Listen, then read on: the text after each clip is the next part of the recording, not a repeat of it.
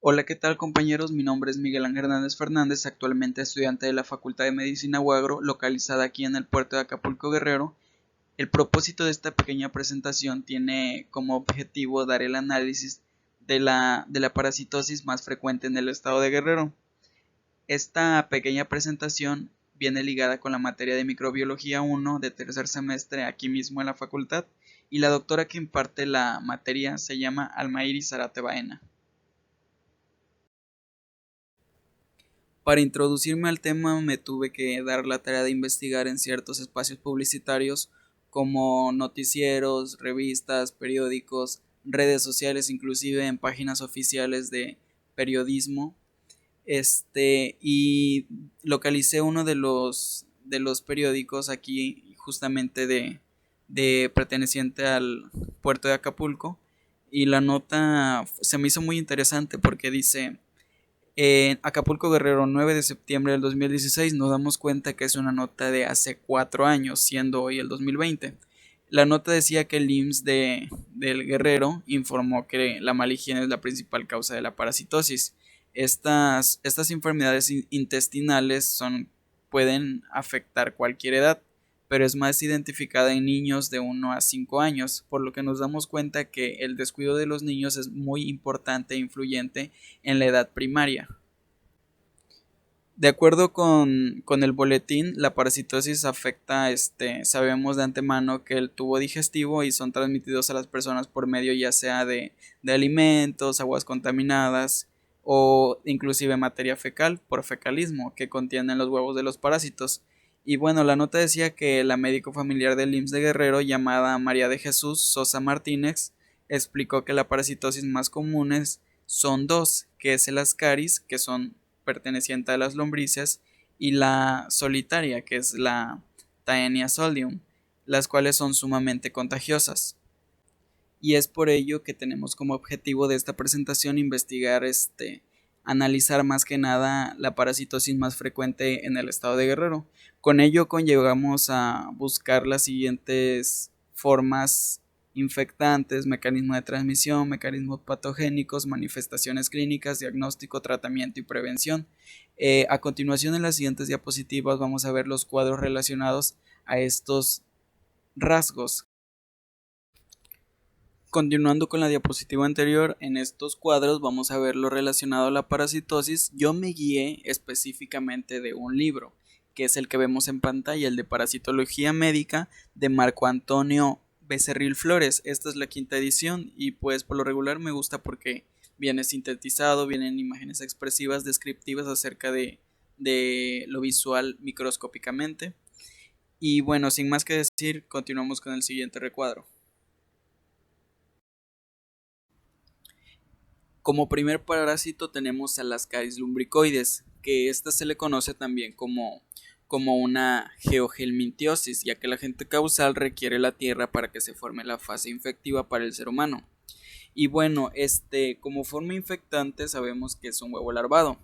En el momento que la larva se transforma a larva de segundo estadio, porque esta cuenta con 3 fases, adquiere su fase infectante. Y bueno, sabemos de antemano que también por ende es más peligrosa o tiene más riesgo. En el segundo punto tenemos los mecanismos de transmisión. Y bueno, nada más por mencionar, el sitio de establecimiento preferencial y definitivo del parásito es en el intestino delgado. Pero para esto, después de que el humano ingiere los huevos infectivos junto con los alimentos u otros mecanismos, los huevos pasan por el estómago llegando al duodeno. Eclosión alcanzando la segunda porción del duodeno, que se le conoce como porción descendente. Se dice que mide de 200 micras a 300 micras, lo que nos lleva a los mecanismos patogénicos. Produce alteraciones anatomopatológicas en su fase de migración, que es cuando son larvas, así como la primera fase del estado adulto. También se presentan alteraciones como resultado de migraciones erráticas de larvas y de adultos. Con esto nos brincamos al cuarto punto, que son manifestaciones clínicas. Y bueno, en las manifestaciones clínicas se dividen en 3 periodos o 3 fases, que como fase número 1 tenemos la de periodo larvario, fase número 2 que es la de periodo estadio, y la fase número 3 que son las migraciones erráticas. Desarrollando el primer punto, que es la fase larvaria, continuamos con que las formas larvarias de este Ascaris lumbricoides que atraviesan las membranas alveolar capilar y llega al parénquima pulmonar, produciendo lesiones mecánicas con procesos congestivos e inflamatorios fugaces, además de eosinofília local y sanguínea, acompañados, como lo dice en el recuadro primer punto, vemos que dice fiebre elevada, tos, por la... esto se debe más que nada por la presencia de exudado bronquial alveolar, y este cuadro se le conoce como síndrome de Lofer o neumonía eosinófila, y dura alrededor de una semana. Continuando con el segundo punto, que es periodo de estadio, nos damos cuenta que hay signos y síntomas más pesados, tanto como cuáles se manifiesta por el síndrome diarreico, anorexia, palidez, pérdida de peso y malestar general. De esta forma, digamos que los gusanos contribuyen también a la desnutrición e impiden un desarrollo normal, sobre todo en los niños. Yéndonos al tercer punto, que son las migraciones erráticas, que es donde se producen alteraciones graves y a veces fatales. Digamos que cuando este tipo de parásito, que es el Ascaris lumbricoides, tanto en la forma de larva como en adultos, se desplaza de forma errática, por lo que se producen vómitos y inclusive puede salir por la nariz, boca, invadir las vías biliares, vesícula, hígado, riñón, apéndice, conducto lagrimal, etcétera.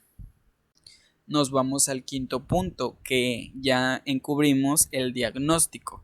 Y bueno, el diagnóstico, el dato más alarmante se refiere a la eliminación de lombrices al defecar.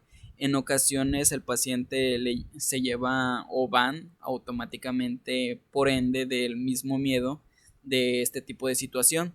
El espécimen de Ascaris, las características morfológicas que permiten sospechar su infestación son los huevos que se detectan mediante la CPS directo o por concentración cualitativa o cuantitativa.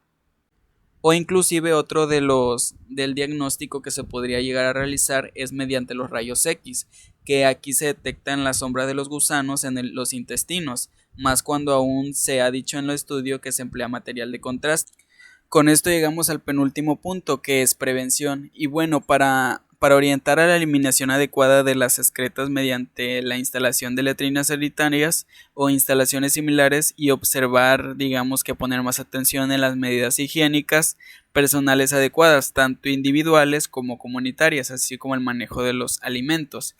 Y bueno, este parásito que es la Ascaris se puede controlar también, por lo que decía el libro, mediante quimioterapia, en la que se administran periódicamente fármacos y por observación de las medidas anteriores como objeto de eliminar los parásitos adultos y luego los inmaduros, a tal grado que los huevos que permanecen en el suelo se controlen inviables a fin de que si no se ingieren no produzcan dicha infección.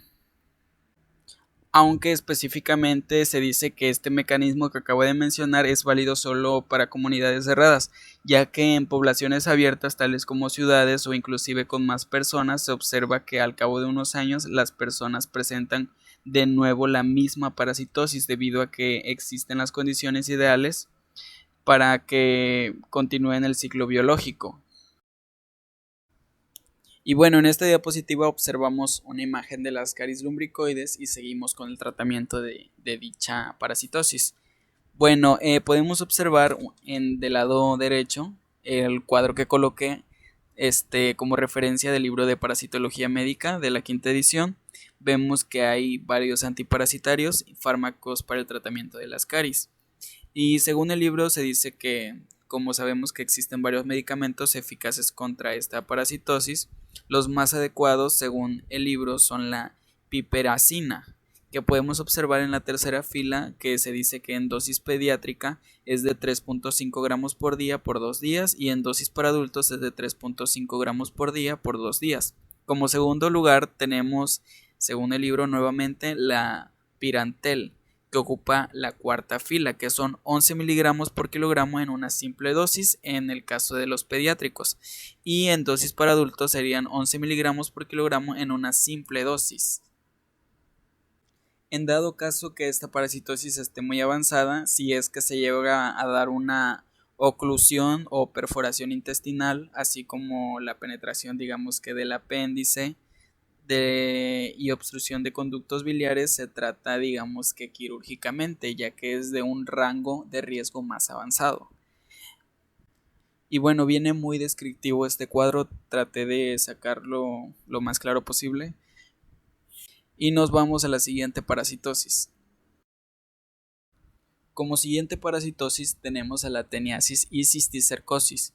Y bueno, como introducción, esta Taenia salium, que por lo general se le conoce como solitaria y que desde la antigüedad se le considera como infectante del humano, pertenece a la subclase Eusostera del orden Cyclophilia y de la familia Teniae. Bueno, este parásito se dice según el libro que es hermafrodita y tiene dos tipos de huéspedes. Como número uno intermediario tenemos al humano y como número dos tenemos al cerdo. Y bueno, la forma infectante. La forma infectante de la Taenia solium es de tipo céstodo, que en su fase adulta mide en promedio de 2 a 4 metros de longitud. Y el cuerpo formado está por tres estructuras, que es el escólex, cuello y estróbilo. Mecanismos de transmisión. Bueno, como mecanismo de transmisión sabemos que el humano, al igual que el cerdo, consumen alimentos con agua contaminados con materia fecal que contiene huevos veces de del parásito y también se infectan al lavarse las manos o bocas si están contaminadas con un tipo de excremento. Cuando el cerdo ingiere heces humanas, alimentos o agua contaminada con los huevos del parásito, estos pasan por el tubo gastrointestinal, lo que ocasiona la liberación de oncoesferas que se activan al paso de la acción del ácido clorhídrico, enzimas digestivas y la bilis. Pero también este es parte de lo que voy a explicar más adelante en la siguiente diapositiva, ya que yo tengo un ciclo biológico de la imagen que añadí del libro de parasitología médica. Pero como les seguía diciendo, los cisticercos permanecen viables por largos periodos, por lo que al ingerir carne de cerdo cruda o mal cocida, el escoles evagina a su paso por el estómago y el intestino de la persona hasta alcanzar al tercio superior del duodeno. Y bueno, el siguiente punto dice mecanismos de patogenicidad. Bueno, como decía en el libro, la teniasis no es una enfermedad grave, ya que el daño de la mucosa que producen los ganchos en el sitio de fijación suele ser discreto, aunque en raras ocasiones puede haber perforación de la pared del intestino capaz de ocasionar la muerte. Bueno, esto como lo leímos ahí en el cuadro. Sin embargo, la importancia de estos pacientes reside que en eliminar huevos en forma continua constituyen un riesgo para el desarrollo de cisticercosis en otros individuos. En cuanto a la cisticercosis, la aparición de la enfermedad se debe a la localización de los parásitos en los diferentes tejidos y las reacciones que inducen al huésped. Bueno, una de las enfermedades o más conocidas que son de alto riesgo es la neurocisticercosis. Bueno, esto se refiere a la presencia de los cisticercos en el cerebro, reciben este nombre. En caso de que se dé este padecimiento, la naturaleza e intensidad de las reacciones inflamatorias son variables cuando es en el cerebro. La inflamación más intensa se halla alrededor de los cisticercos en estado coloidal, en tanto que en el estado calcificado se identifican escalas de células inflamatorias. Por ende, es un alto porcentaje de riesgo ya que hay inflamación de las células mononucleares, linfocitos, células plasmáticas, eosinófilos y células gigantes multinucleadas. Manifestaciones clínicas. Y bueno, quiero mencionar aquí que la teniasis por lo general es asintomática. La presencia de los adultos en el intestino produce ligero dolor abdominal con diarrea o estreñimiento, sensación de hambre y prurito anal. Se ha notificado también el aumento de apetito con pérdida de peso, debilidad y eosinofilia. Es importante señalar que al arrojar parte del estróbilo junto con las heces, el paciente puede pensar que ya se desparasitó. Sin embargo, el escoles queda de nuevo adherido en la mucosa intestinal y volverá a desarrollarse y se repetirá la sintomatología. Es por eso que varios pacientes se confían muchas veces de los antidesparasitarios cuando poseen más que nada este tipo de parasitosis. Y bueno, quería hacer un comentario acerca de la neurocisticercosis. Es que yo tengo una tía que es muy ligada a mí, que nos comentó a mí y a mi familia acerca de de que ella tiene una amiga que tiene un hijo que padeció de la enfermedad de la neurocisticercosis. Dicho paciente trabajaba colocando cables, adheriendo cables en plenas vías públicas. Entonces, por ende, sabemos que varias de las personas que trabajan en vía pública trabajan cerca de restaurantes, fondas, se les facilita más comer ahí. Y varias veces sabemos que diversas fondas, diversos restaurantes, no estoy especificando que todos, pero sí la mayoría, no contienen las medidas sanitarias que son necesarias en dichos establecimientos. Este paciente también se pueden desarrollar otras enfermedades, pero ahorita nos estamos refiriendo a la neurocisticercosis. No tienen las medidas sanitarias, como ya lo mencioné. Este paciente comenzó con dolor estomacal, diarrea, comenzó después con dolor de cabeza intenso, al grado de que se desesperaba y se sentía fuera de razonamiento. Tardó aproximadamente 2 años enfermo hasta que se atendió, lo llevaron a la Ciudad de México y tardó 2 meses internado. Esto va ligado a la neurocisticercosis porque, como lo dice en el libro, el periodo de incubación es largo, por lo regular de 4 a 5 años, y los síntomas varían en función al sitio donde se establezca, los cisticercos, el estado y el número de parásitos, y las reacciones inmunológicas que se establece como estos.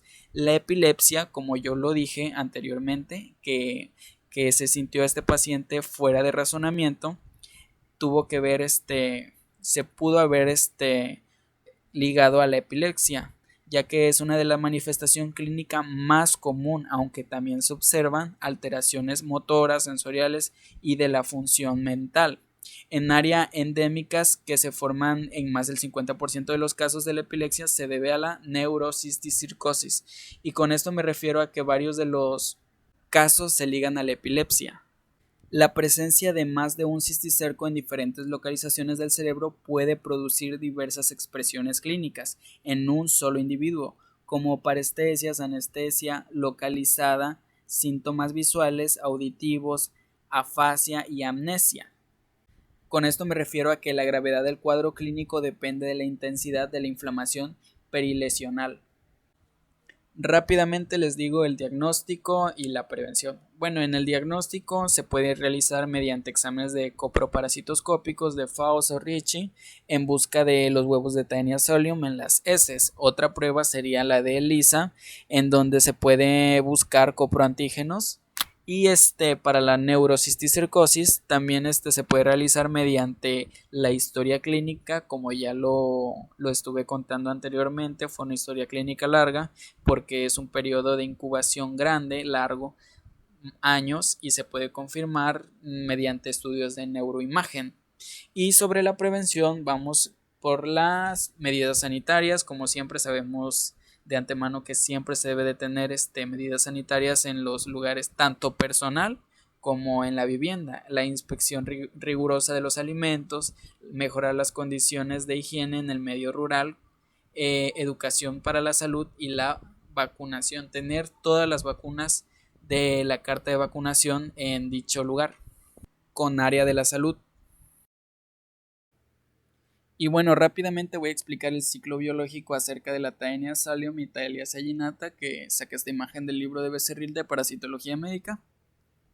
Podemos observar en la numeración número 1 que se encuentran, si le ponemos un poco de imaginación, contaminando la tierra o alimentos regados con aguas negras, que al ser comido por el cerdo nos lleva a la imagen número 2, guía número 2, donde lo infectan por vía oral, entonces el animal desarrolla cisticercos, lo que nos lleva a la número 3, que la gente consume junto con las carnes de cerdo contaminada y por ende los cisticercos se quedan en el intestino, yéndonos a la 4.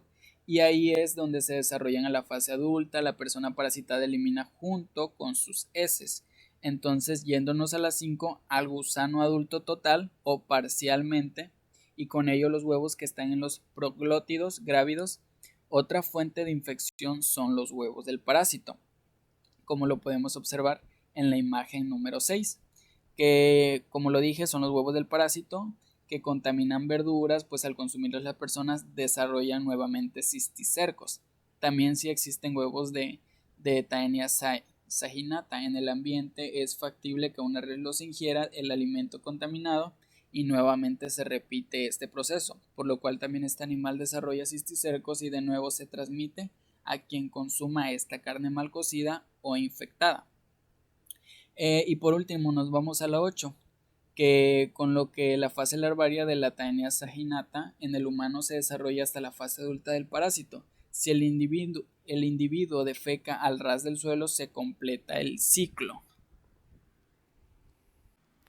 Y bueno, continuamos con el tratamiento. Como podemos observar en la tabla del lado derecho, yo anexé dos antiparasitarios, que es el praziquantel y el albendazol.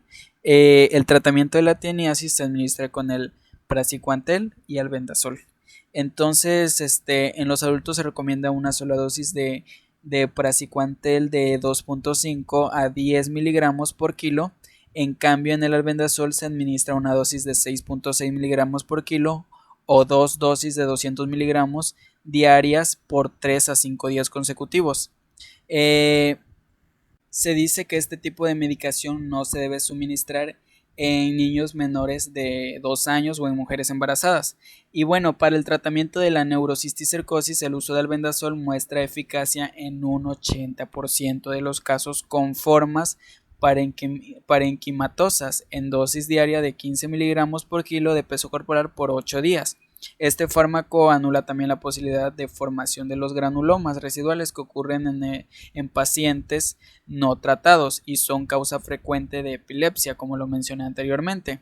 Es recomendable también aplicar en forma continua la dexametasona de 10 a 20 miligramos intramuscular los 4 primeros días para evitar las reacciones inflamatorias agudas inducidas por la destrucción súbita del parásito.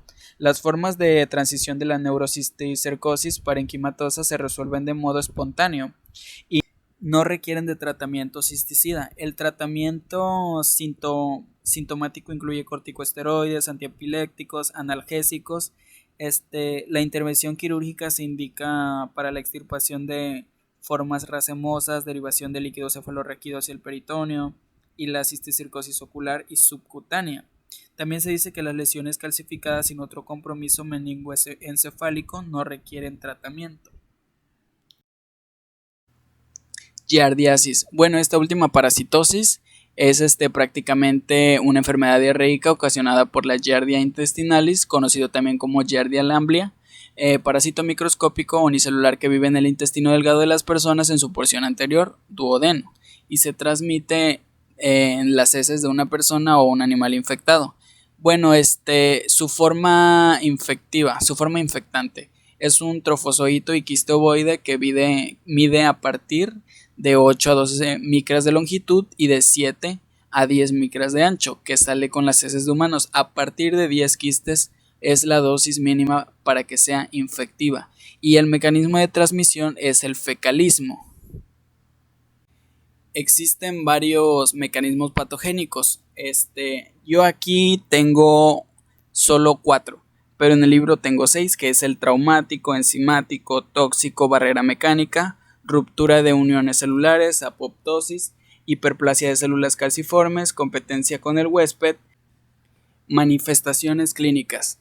Bueno, en las manifestaciones clínicas aquí hablamos acerca del periodo prepatente, que es de 9 días, el de incubación de 12 a 19 días y el de infección dura algunas semanas, hasta varios meses.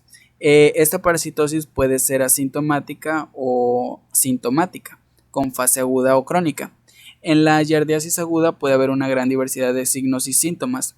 Se dice, en el libro mencionaba que hubo un estudio de 400 pacientes pediátricos con giardiasis pura, donde se encontró el 69% con dolor abdominal, el 48% con diarrea, hiporexia, y así fue disminuyendo el porcentaje de dicho estudio. Bueno, el dolor abdominal es epigástrico y transpradial. Inmediatamente las evacuaciones son explosivas, profusas y acuosas al principio, y después arroteicas, fétidas, sin sangre ni moco.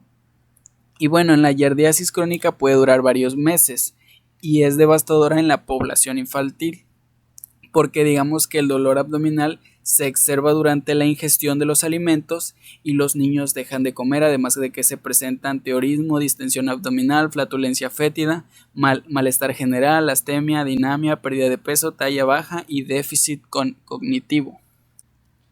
Bueno, para diagnosticar esta enfermedad se dice que se pueden hacer distintos tipos de estudio, ya sea como el estudio coproparasitoscópico, que en pacientes con evacuaciones blandas o diarreicas se indica examen directo en fresco y hay mayor probabilidad de encontrar trofozoitos, así como el sondeo duodenal, donde se puede hacer el aspirado duodenal con biopsia anteriormente y de forma tradicional se emplea la cápsula de Bill.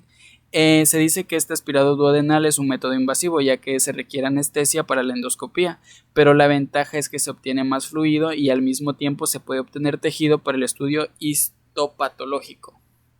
Otro de los estudios que se puede llegar a realizar es un estudio inmunológico de ELISA, que se reconocen antígenos GSA65 y tiene sensibilidad de un 98% y especificidad de un 100%.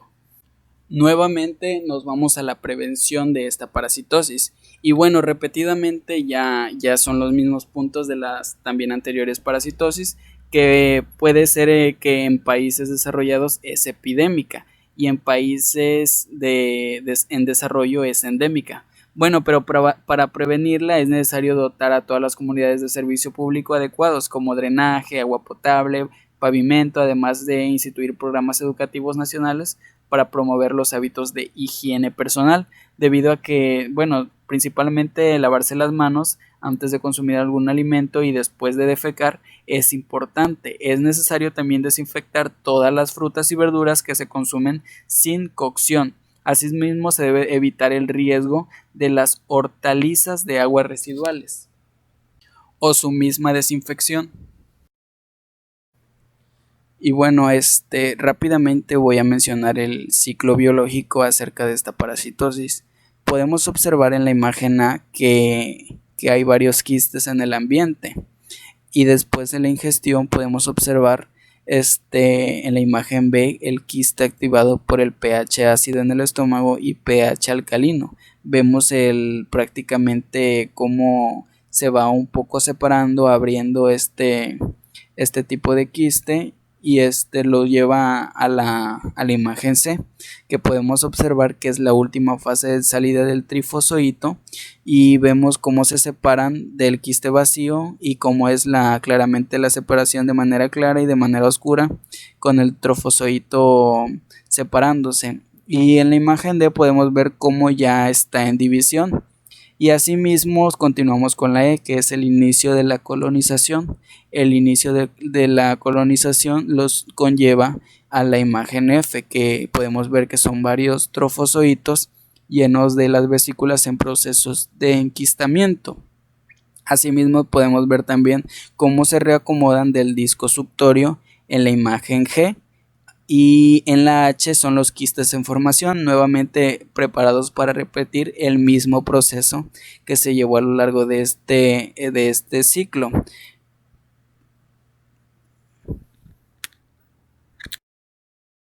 Y bueno, ya para concluir estas diapositivas, yo aquí puse una de las tablas que viene en el libro de microbiología de Becerril, puse el tratamiento. Se dice que debe establecerse en pacientes con giardiasis, ya sea asintomática o sintomática, debido a que en ambos casos los trofozoitos crean un ambiente adverso para los procesos de absorción, lo que se traduce en diferentes grados de mala absorción y déficit del desarrollo intelectual. Se dice hasta el momento que no hay un fármaco que ataque estas giardias específico, y los antiparasitarios utilizados han sido derivados de la naranja de acridina.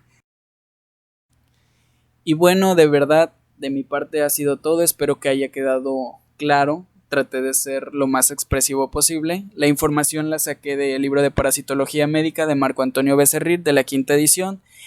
Muchas gracias por reproducir las diapositivas y hasta luego.